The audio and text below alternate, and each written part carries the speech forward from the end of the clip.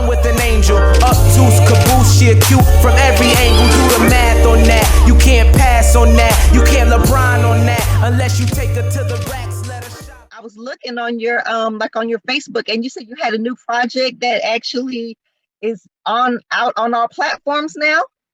Well, I uploaded some of my old ones from 2014. I finally put them on the streaming platform so people can listen to it, you know, a little bit more freely instead of having to download like mixtape apps and stuff like that for it. Okay. What's the name of those projects, just so that we can know? That's Damn a Lifetime from 2014 and True Enough from 2014, and True Enough got DJ K Slay on it. I released two big projects in that particular year, so those albums are kind of the reason why a lot of people know who I am. You know what I mean? So it was kind of cool to get that on the platform. Cool. That's what's up. Well, for all of our listeners and everybody watching around the world, let everybody know who you are and where you're from. They call me Truez. I guess the rap acronym for it is the realest you ever slept on, and the Z is for slept on, the sleeping symbol.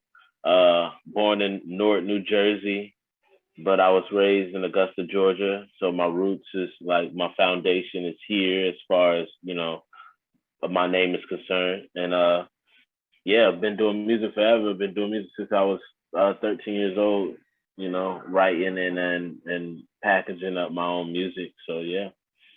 Wow. Yes. That's who I am. That's right. Got your roots right here in the home of James Brown, representing for Augusta, GA. You feel what I'm saying? How about that? Yeah, all day, every day. So, what other projects do you are you have out right now? I did see one called Flight 323. Is that another project that you have as well? Yeah, that album dropped like a week before we went into quarantine last year. That was technically like my first album on all platforms. And that was produced by like my best friend, Chris Huggins, Hug Dog. Like, that project is special in so many different types of ways, and it got a lot of streams. Probably out of all my projects, it's probably the most streamed project. It had been a while before I had released like a full, legitimate body of work. And so a lot of people tuned in for it. And I was grateful right before we went into quarantine. So people got a chance to stream it a lot, without leaving the crib. So that was pretty cool. Well, that's the other side of this quarantine. You know what I'm saying? That even though everybody was locked down, you still had a lot of time where people could really pay attention, to creative projects. In fact, artists what's got us through this pandemic. So, that was the other side of things, Yeah, that's what I tell people. They come up to me and say, well, I know you didn't get a chance to do what you wanted to do. And I was like, no, well, I settled for the streaming. I'm glad everybody listened. You know what I mean? And, I didn't know what was going to happen. Like, it was a week before quarantine. I didn't know how that was going to look. But then as we got deeper into it, the streaming numbers kind of went up. And then I dropped the Black American 2020 Riots Volume 1, like 3-song EP. I dropped that on June 16th on Tupac's birthday. So even in the middle of quarantine during all the protests, I still did my due diligence outside of even protesting, was able to drop a project like surveying that time period in that environment. So that was pretty cool too as well. I love it. Now, your music has been described as a complete blend of emotions, lyrical technique delivered with northern aggression with a southern twang. So who would you consider to be like your musical influences? For rap, I'd say for rap, it'll be like 50 Cent made me want to rap, like actually be a rapper. So I guess like the glorification of a rapper came from, listening to him. My older brother actually rapped, So when I was younger, I would be around the writing process and stuff like that. And I went to a few studio sessions as a young kid, but really wasn't into it at that time. And so, but like rap wise, I've been compared a lot to Kanye, older Kanye West and the J. Cole's and the Kendricks and little shades of Jay-Z, been compared to Nas. I've been compared to pretty much all the greats, which is pretty cool. I feel like, and my personal opinion, if you could relate me to a great artist, I think I'm definitely doing a great job. But as far as like, I look at Michael Jackson for performances and certain type of song structures. I listen to a lot of rock and roll for sampling purposes, or maybe like the simplicity of a song. Like it's just like a lot of different things that kind of make up um, who I am, like as an artist, without trying to like go away from rap. It's just like a lot of other like weird things that I feel like contributes to my artistry and how I carry myself too as an artist. Yeah, I could definitely see that, how you got a lot of Yeah, different influences going on, yeah, for sure. in Yeah, music. Yeah, and I love it. That's what makes it dope too. Yep. yeah. Thank you. I appreciate that. Yeah. Uh, Now, we witness you do some awesome things, especially when you're talking about writing and, composing lyrics. You really even taught others to do the same. Now, Yeah. Truez was a wonderful teacher, okay, in our program that we had Supremacy Rule. We went to high schools and he was able to really, really connect with youth. And it was such a joy working with you because, you really knew how to connect with them and really brought some things out of them they probably didn't even know they had themselves. So how was that experience being able to teach, show others, a younger generation, what you love to do? It was great. It was I remember the first day I was like, I remember, we had all these worksheets printed up, and then when I seen the children, I was like, oh snap, like these aren't children, like and it's like that it had to, in my mind, it had to go out the window, and I had to start trying to connect with them, and I was coming up with things on the fly, just kind of like, I remember the first thing I came up with was, write down your artist name that you want to go by and be called in the classroom, and then I want you to write down what would you want your album to be called, and the 3 singles from the album. And like from that moment, it gave people like a sense of identity, um, like in a creative and safe space, and also just in the space of like enjoying themselves, of being who they want to be or will see themselves as. And then that just kind of progressed into, the next day calling them, by the artistry name that they picked. And, we just start building off of that, start writing lyrics. Some people got a notebook. They devoted a notebook to the classroom. And I remember it was this one kid named Zay. He bought a notebook, but he didn't. I don't know if he thought it was cool or not. And so he like had the notebook on his desk, but he was kind of like, tapping his fingers, like looking around, just kind of like. And I'm like, he a talkative cat, so I was just like, why you so quiet? So I go over there and I'm like, oh, you got a notebook? And he was like, trying to shrug it off, like, yeah, I got a notebook. So then I said, open it up real quick. And I noticed it wasn't, it was only on one page written in. So I know he just got it. You know what I mean? Specifically for the class and stuff like that. So I thought that was really cool. Like just having the kids let down their cool.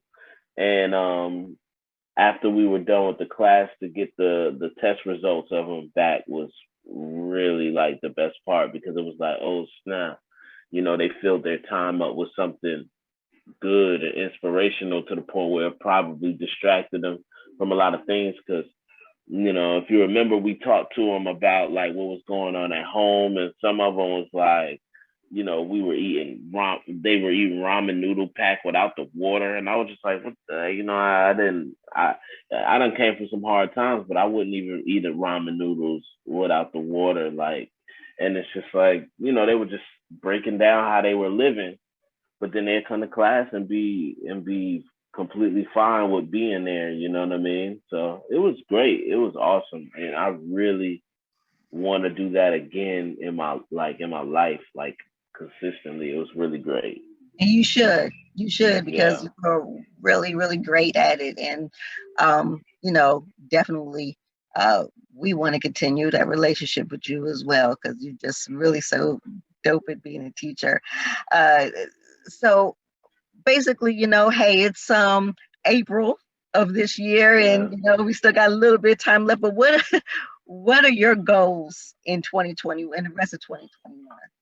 I'm trying to release these two albums that I've written last year. Um, as I get older, it's taking me a longer time to release music, just from being a slave to my own creations. And I can easily go through that. I used to go through that all the time when I was younger, but now that I'm older, I'm becoming a slave to not only my present creations, but also my past creations as well. So they're like ghosts, and they always haunting you on how well you've done or whatever the case may be, and you create expectations for yourself. So it takes me a little longer to drop down those levels in my mind and then just say, forget it and just drop it. So I got like two great albums coming out. One of them I'm calling, I haven't even told people what I called it. I'm calling it, but it's called Legend. And it's like solidifying almost everything that I've done thus far and kind of packaging that up and leaving that where it is. And so I can go on to do different types of music that I want to do and not be in a box that I've created even for myself. So it's going to be some cool stuff coming. Like it's going to be just like a different version of me. So that's going to be really cool to see, even for myself. That sounds like it's gonna be really cool. And you say you hadn't told anybody else yet, so y'all heard it here first, okay? Yeah, Y'all yeah, heard definitely. the title here first. It's gonna be called Legends, okay? Got to look out for that. And I got to ask you the $1 million question, okay? Okay. What made you fall in love with hip hop? Oh, I felt like, man, I guess, life, life made me fall in love with hip hop.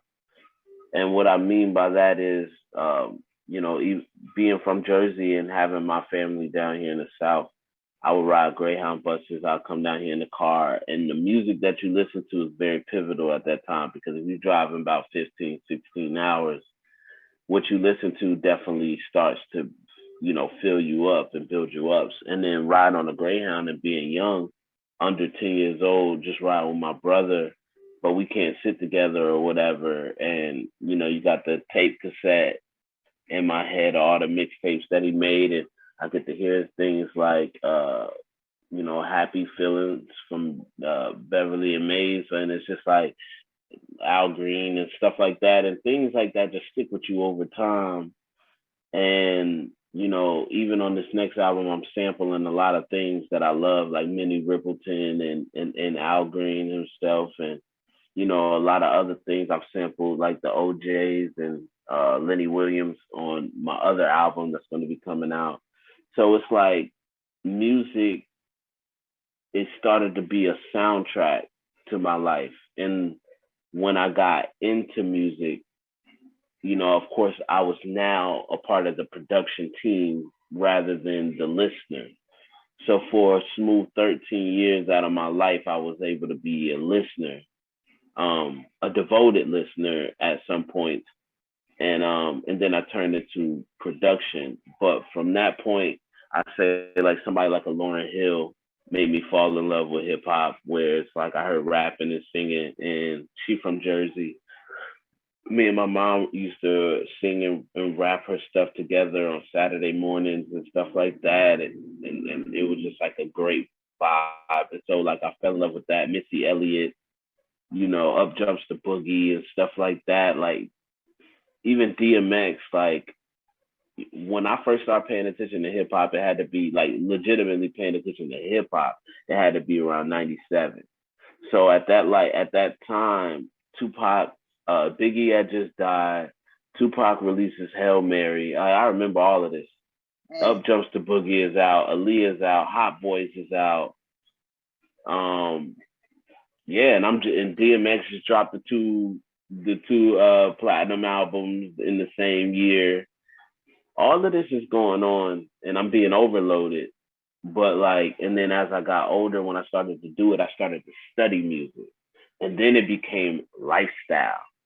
Now it's like it went from being a soundtrack to the actual lifestyle, and then to me contributing to my own soundtrack and other people's soundtrack, and even for the city of Augusta, like creating a soundtrack to where if you remember Truez doing music years ago, that's going on almost 10 years ago now. So that's why I want to call the project legend, because if you can date it back to something like that, when I dropped in 2013, we're not that far away from a 10-year anniversary from some stuff that people know that I've done. Not even in the simple fact that I've done it and nobody knows. It's like people held on to this over the years, and so I was able to contribute to hip hop, whether it was on my scale of being in Augusta, or on the scale when I was traveling back and forth from New York, and I know people that know me out there. So I don't know, like, you know, but at some point I started to clock in and work for hip hop after becoming a listener. That's what I do now. Were you clocked in at a good time? Let me tell you, you took me on a whole journey. Man, about that time. I wish I would have started earlier. Honestly, I really wish I would have started earlier. If I would have started earlier, I wouldn't have been bothered by a lot of the things that I started to be bothered with. Because when I'm introduced to music, if I start just kind of getting into it, I can create my own world a little bit more vividly. And then as I got older, and when I started to do it by 13, and then when I started to actually move about and go places with it around 20, 21, I'm like, damn, the game ain't what I thought it was. And that's the real reason why, like, I disassociated and removed myself from that rat race, is because it wasn't what I thought it was. It wasn't what I built my dream around or what I envisioned. And because of that, I was like, it don't look good. It ain't sexy. You know what I mean? And the money ain't worth it. And so that's how I looked at it. And so then the creation started to be more worth it. And so that's what I'm back on right now. It's just like the essence of music, closing chapters, and beginning a fresh start of my life of just being a complete artist, and like disintegrating into midair and just becoming energy as an artist. Like that's kind of like where I'm at right now. Oh, that's dope. I like that. Yeah. Becoming energy. Everything's energy. Yes, definitely. Yep. So, I mean, before we wrap it up, anybody you want to give a shout out to, and where can we find everything Truez? Your social media, your website, everything. We want to know it all.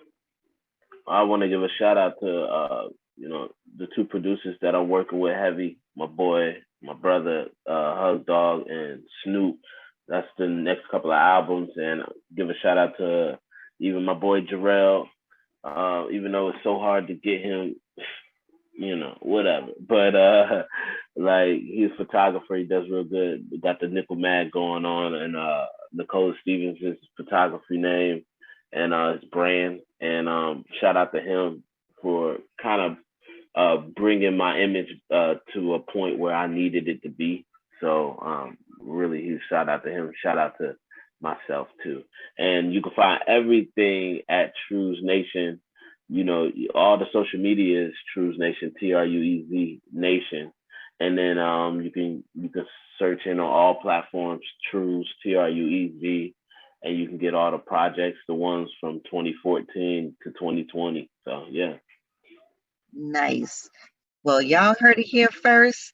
Definitely just chop it up with Truez. It's really been so cool for you to come and talk with us today, and definitely want to keep, keep talking to you and having you on as a guest, like definitely in Yeah, the near future, for yeah. sure. Let's try to do it after the album drops. See how that goes.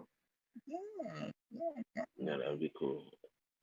Well, all right. Well, thank you again so much for being our guest today. And keep it locked, y'all. Don't go anywhere. It's the Boom Bap Hour Uncut.